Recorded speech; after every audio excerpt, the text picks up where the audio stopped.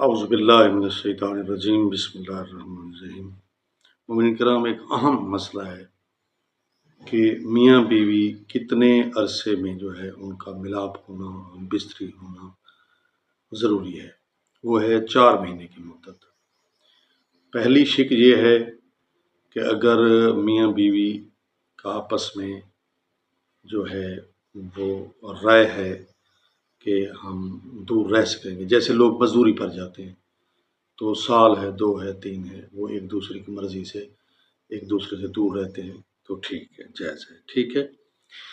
ہاں، اس میں ایک شک یہ ہے کہ اگر بیوی کے حرام میں مبتلا ہونے کا خطرہ ہے یا شوہر کے حرام میں مبتلا ہونے کا خطرہ ہے تو پھر 4 مہینے کے اندر جو ہے نا میاں بیوی کا ملنا واجب ہے۔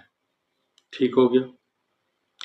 اگر شوہر 4 مہینے کے اندر نہیں مل سکتا اور حرام بھی نہیں رک سکتا بیوی میں، تو پھر جو ہے یا تو اس کو 4 مہینے کے اندر ملے یا جو ہے اس کو طلاق دے دے۔